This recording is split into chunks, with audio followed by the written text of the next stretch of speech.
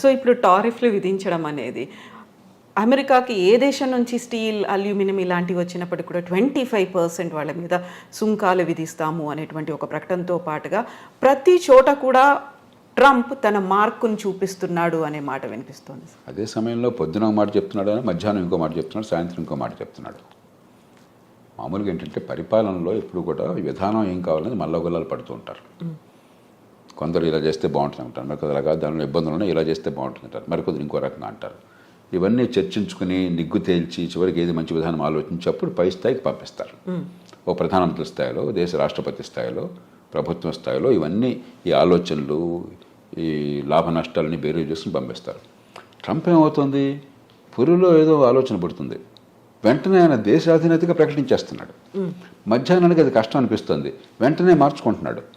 పొద్దున్న ప్రకటించినప్పుడు ఆయన బృందం అంతా వైట్ హౌస్లో ఆయన కేబినెట్ మంత్రులు కానీ లేకపోతే ఆయన ఉన్నతాధికారులు కానీ మా నేచురల్గా నాయకుడు దేశాధినేత ఆదేశం ఇచ్చాడు కదా ఆయన సమర్థించాలా. మధ్యాహ్నం మాట మారుస్తున్నాడు, మళ్ళీ దీన్ని సమర్థించాలా. సాయంత్రం ఇంకో మాట చెప్తున్నాడు, మళ్ళీ దాన్ని సమర్థించాలా. అంటే ఒక తుగ్గలకి వ్యవహారంలాగా తయారవుతుంది. ట్రంప్ కూడా నిలకడగా, ఎందుకంటే నిలకడగా కొన్ని విషయాల్లో నిలకడగా అనిపించవచ్చు. ఇమిగ్రెంట్స్ ఉండటానికి వెళ్ళలేదు, అక్రమంగా వచ్చినటువంటి ఇమిగ్రెంట్స్ ఉండటానికి వెళ్ళలేదు, అక్కడ కన్సిస్టెంట్గా ఉన్నాడు. మంచి వచ్చేటో పక్కన పెట్టండి. అలాగే మరికొన్ని విషయాలు, కానీ కొన్ని విషయాల్లో పొద్దున మధ్యాహ్నం సాయంత్రం ఒక్కసారి ప్రభుత్వం మాట 2-3 సార్లు మారిపోతుంది. అది ఏ దేశానికి మంచిది కాదు. విధానాలు లోతుగా ఆలోచించాలి, తొందరపడి నిర్ణయాలు చేయకూడదు, అన్ని రకాలుగా పూర్వాపరాలు పరిశీలించాలి. వినదగిన ఎవరు చెప్పినా అని చెప్పని మీరు ఏదనుకుంటున్నారో దానికి వ్యతిరేకంగా చెప్పేవాళ్ళ మాట కూడా ఆలోచించి నిర్ణయం తీసుకోవాలి. తీసుకున్నాక నిలకడగా ఉండాలి. ఇప్పుడు ఆలోచించకుండా తొందరపడి నిర్ణయాలు, నిలకడ లేకుండా వెనక్కి వెళ్ళటం జరుగుతుంది.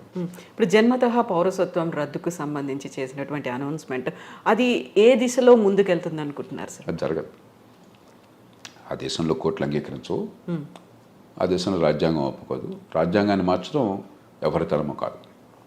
అయితే ఒక్కటే అవకాశం ఉన్నది, ఇది సుప్రీంకోర్టు దాకా వెళుతుంది. బహుశా వెళితే సుప్రీంకోర్టు తీసుకోవాలనేది. మన దేశంలాగా ప్రతి కేసు సుప్రీంకోర్టు తీసుకోవద్దు. అక్కడ కింద కోర్టులో దీన్ని ఆపేశారనుకోండి, సుప్రీంకోర్టు తీసుకోకపోవచ్చు అసలు. మన దేశంలో ప్రతి చెత్త చెదారం ప్రతి కేసు వెళ్ళిపోతుంది సుప్రీంకోర్టుకి. అక్కడ అట్లా ఉండదు. ఏడాదికి 100 కేసులు చూస్తారంతే. వాళ్ళు ముఖ్యం అనుకున్నాయి, మిగతావన్నీ అప్లికేషన్ పెట్టి మాత్రం కోర్టుకి తీసుకురావాలి. ఊరికే డాకెట్ షీట్ నిండిపోతుంది, కోర్టుకు వేరే పని ఉండదు. ఒకవేళ తీసుకుంటే సుప్రీంకోర్టు తిరస్కరిస్తుంది. కానీ బహుశా ఏది ఆమోదించే అవకాశం ఉంది అంటే గట్టిగా ప్రభుత్వానికి వాదించే అవకాశం ఒకటి ఉన్నది. అక్రమంగా తల్లిదండ్రులు కనుక ఆ దేశానికి చొరబడ్డట్టయితే, ఏ రకమైన డాక్యుమెంట్ వేసా లేకుండా అలా చొరబడ్డాక ఈ దేశంలో బిడ్డలను కన్నట్టయితే వాళ్ళకి పౌరసత్వం రాజ్యాంగంలో పదజాలం ప్రకారం వాళ్ళకు కూడా అవుతుంది, ఆ దేశంలో పుట్టారు కాబట్టి. కానీ రెండో పార్టీ పదజాలం మళ్ళీ కొంచెం సందిగ్ధంగా ఉంది. కాబట్టి దేశంలోకి రావడమే అక్రమంగా ఉన్నారు కాబట్టి అక్రమంగా వచ్చిన వాళ్ళకు, అక్రమంగా ఉన్న కాలంలో పుట్టితే వాళ్ళకి లేదు అని చెప్పి బహుశా కోర్టు ఒప్పుకోవచ్చు, మనకు తెలియదు. కాబట్టి భారతీయులకి ఇప్పుడు ఈ రకంగా అక్రమంగా వెళ్ళిన వాళ్ళకి ఇబ్బంది అవుతుంది. కానీ 195 మంది భారతీయులు ఈ దేశం నుంచి అమెరికా పోయేది చదువుకున్న వాళ్ళు, నైపుణ్యం ఉన్నవాళ్ళు, ఆ దేశంలోనే ఉన్నత విద్యను పొందిన వాళ్ళు చాలామంది, నైపుణ్యం వల్ల అతను పూర్తిగా పద్ధతి ప్రకారం వీసా పొందిన వాళ్ళు.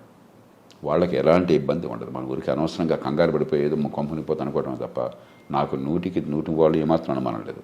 కానీ అక్రమంగా చొరబడిన తల్లిదండ్రులకు పుట్టిన సంతానమైనట్లయితే సుప్రీంకోర్టు బహుశా వేరే స్టాండ్ తీసుకోవచ్చు. సార్ మీరు ఇప్పుడు 95% ప్రాపర్ మెథడ్లో వెళుతున్నారు అనుకున్నప్పుడు మిగతా 5%ని విమానాల్లో ఆ దేశాలకు పంపిస్తుంది. మన భారతదేశం వాళ్ళని ఎలా ట్రీట్ చేయాలి, ఏం చేయాలంటారు? అవగాహన కల్పించాలా? మళ్ళీ అవకాశం ఇప్పుడు ఈ దేశంలో 145 కోట్ల జనాభా ఉంది, 54 కోట్ల మంది పనిచేసేవాళ్ళు ఉన్నారు. దానిలో అత్యధికులు అసంఘటిత రంగం, రెక్కాడితే డొక్కాడిన వాళ్ళు, రేపు పొద్దున భోజనం ఎక్కడ దొరుకుతుందో తెలియని వాళ్ళు. కాబట్టి మన దేశంలో వాళ్ళేదో అక్రమ ఖర్చు పెట్టి అమెరికా వెళ్ళారు కాబట్టి వాళ్ళని ప్రత్యేకంగా నెత్తినెక్కించుకోవడం సాధ్యం కాదు. అందరి పౌరులతో సమానం. ఈ దేశంలో అందరికీ ఏ ప్రయత్నాలు చేయగలుగుతాం మనకున్న వనరులతో, మనకున్న పరిస్థితుల్లో, మనకున్న అవకాశాలతో ఆ ప్రయత్నాలు వాళ్ళకే చేస్తాం తప్పితే వీళ్ళని ప్రత్యేకంగా నెత్తిన పెట్టుకోవడం నేను చెప్పిన మాట గుర్తుంచకపోవచ్చు. వాళ్ళ మన దేశంలో 2 రోజులు కొంచెం ప్రచారంలోకి వస్తే అది ప్రపంచంలో మోస్ట్ ఇంపార్టెంట్ ఇష్యూ. అంటే భారతదేశంలో ఈ కోట్ల మంది భవిష్యత్తు అక్కర్లేదా మనకి? కాబట్టి ఖచ్చితంగా ఈ దేశంలో ఉన్న మేరకు ఆ పరిస్థితులను బట్టి అవకాశాలు ఉంటాయి. అక్కడి నుంచి వచ్చేవాళ్ళు మరి ఇంకోటి గమనించండి, అత్యధికులు లక్షలాది రూపాయలు ఖర్చు పెట్టి వెళ్ళిన వాళ్ళు. కాబట్టి వాళ్ళు కొంత సొంతంగా బతకగల వాళ్ళు, బతకలేని వాళ్ళు కాదు. అందులో మనం చర్చ చేసినప్పుడు కూడా పత్రికల్లో కానీ టీవీల్లో కానీ ఇదేది మిడిల్ ఈస్ట్ అనుకోండి, అక్కడికి వెళ్ళిన వాళ్ళు అత్యధికులు, కొందరు బాగా నైపుణ్యం ఉన్నవాళ్ళే, మిగతా వాళ్ళు పాపం కాయ కష్టం చేయడం కోసం వెళ్ళిన వాళ్ళు. అది ఇది ఒకటి కాదు.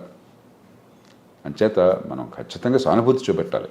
అంతేగాని మిగతా అన్ని వదిలేసి వీళ్ళ కోసం ప్రత్యేకంగా ప్రభుత్వాలు చేయమంటే మిగతా ప్రజలంతా ఏంటి?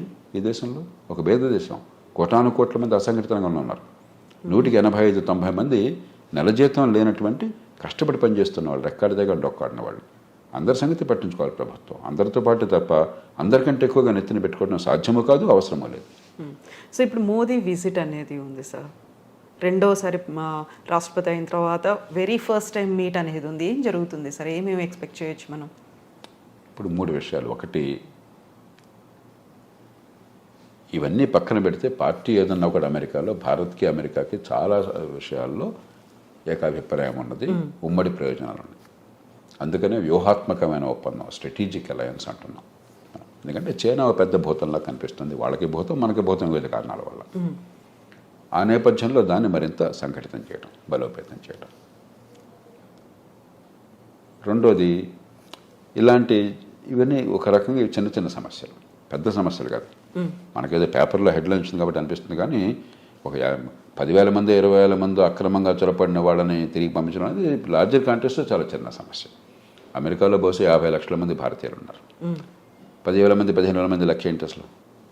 వాళ్ళంతా అధికారికంగా చట్టబద్ధంగా దేశాలతో వెళ్ళిన వాళ్ళు. కానీ ఇలాంటి చిన్న చిన్న ఉంటాయి, ఇవన్నీ కూడా పరిష్కారం ఉభయతారకంగా కొంత ప్రయత్నం చేయడం. కానీ కీలకమైనది ఏంటంటే వాణిజ్యం, అంతర్జాతీయ వాణిజ్యం. భారతదేశానికి అమెరికాతో మిగులు ఉన్నది, కానీ పెద్ద మిగులు లేదు. పెద్ద మిగులు ఉన్నది అమెరికాకి కెనడాతో ఉన్నది, అంతకంటే ఎక్కువ మెక్సికోతో ఉన్నది, చైనాతో, మెక్సికోతో, కెనడాతో ఉన్నది. వియట్నాంతో దాదాపు $62 బిలియన్ మిగులు ఉన్నది. చిన్న దేశం, గోచిపాత దేశం. మంది 60 బిలియన్ డాలర్లు, మంది $30 బిలియన్ అంతా మిగులుంది మనకి, భారత్కి అమెరికాతో. అమెరికా ఒక్కటే పెద్ద దేశం, మనకి అసలు మిగులున్నది. తగ్గించాలని ఒత్తిడి ఉంటుంది. అందుకనే మన బడ్జెట్ కూడా కొంత మనం దిగుమతి సుంకాలు తగ్గించే ప్రయత్నం చేశాం. ఉభయతారకంగా ఆయన మనసును గుర్తిరిగి కాస్త ఆయన్ని ప్రసన్నం చేసుకోవటం, అదే మన ప్రయోజనాలను కాపాడుకోవటం. మనం నష్టపోకూడదు. అవతల వాళ్ళకి మీరు అంత భీష్మించి కూర్చున్నప్పుడు వాళ్ళకి ఏదో కొన్ని చూపెట్టాలి. కాబట్టి వాణిజ్యం విషయంలో ఏం చేయాలి? ఈ 3 ప్రధానమైన అంశాలు అవుతాయి.